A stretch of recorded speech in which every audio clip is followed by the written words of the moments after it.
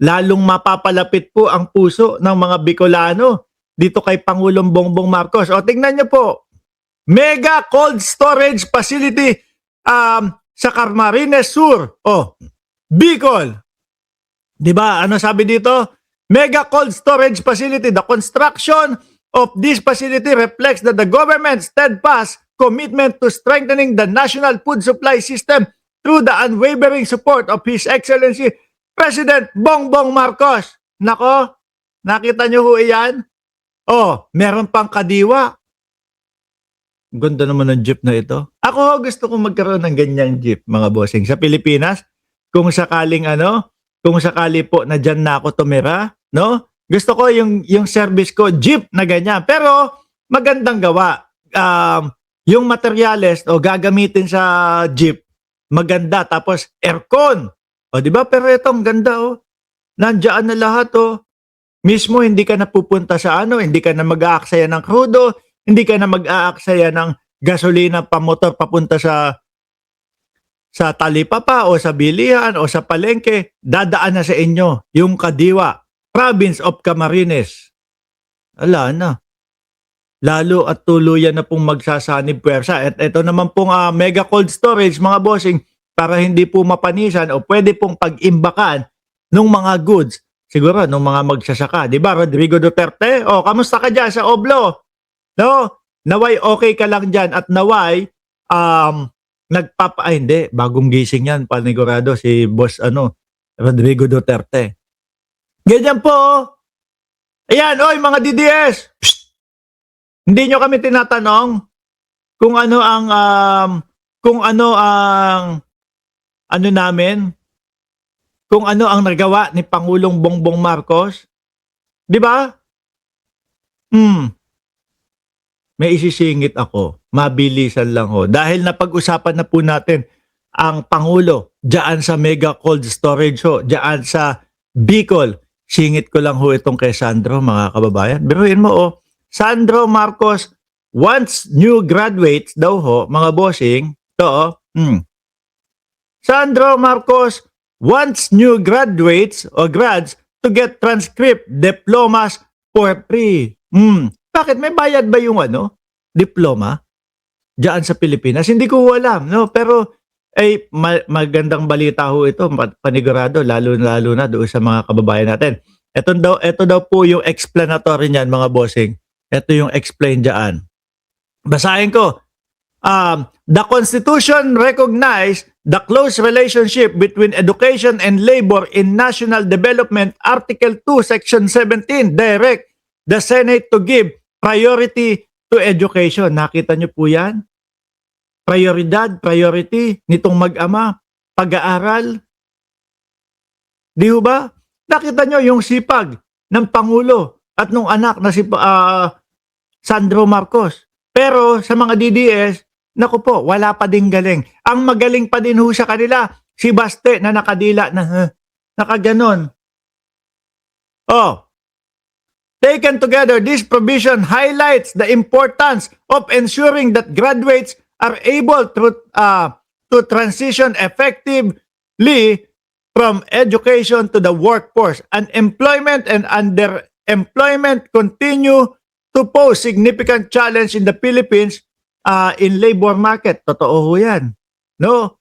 Data from the Philippine Statistics Authority shows that approximately 2.16 million Filipinos were unemployed by January 2025, while 13.3% of employed individuals remain underemployed, no? Reflecting the continuing difficulty many Filipinos face in securing stable and meaningful work. Young job seekers are particularly the affected, and young Filipinos entering the labor market often face greater difficulties in securing employment opportunities in the Kumbaga, pagka-graduate, rektahan na, trabaho na para makapagbigay at makatulong na sa ating mga pamilya. Yan po, mga bossing.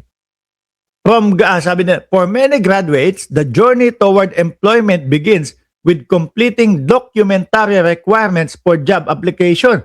Employers commonly require academic credentials such as transcript of record, diploma, and certificate. Yung pala. Yung baga, maibibigay na ng mga libre. Agad-agad. Tama, maganda. No? Okay yan. Para straight trabaho na. At makatulong na sa pamilya, mga boss. Di ba? Okay. Walang mga DDS lang ang magsasabi na walang kakwenta-kwenta yung ginagawa ng administrasyon natin, mga bossing. Ngayon, mabilisan lang ito. Attorney Claire Castro versus Lebiste. Sabi ni Legazpi, 1957, Sandro Marcos, the future President of the Philippines. Bravo, good idea. Ito na nga mga kababayan. Lebiste versus Attorney Claire Castro. Nung makaraan lang po, mga kababayan, kinasuhan ni Lebiste si Attorney Claire Castro. Dahil doon sa solar-solar. No?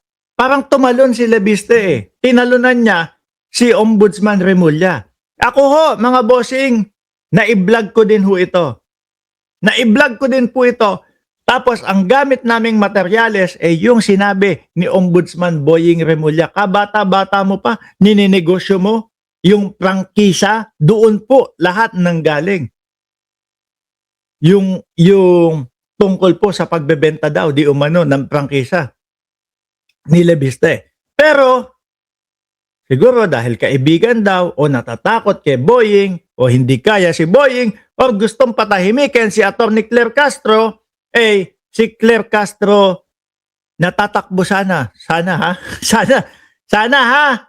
Sana tumakbo si Attorney Claire sa Malamang ma-meet ko to bandang July mga kababayan. Uwi ako ng Pilipinas bandang ganyan July. Ang kinasuhan si Attorney Claire Castro. No? Ngayon po, nag-reverse o binalikan, no? Si Lebiste. Kasi naman yung kay Lebiste, wala akong kapanapanalo yun sa nakikita ko.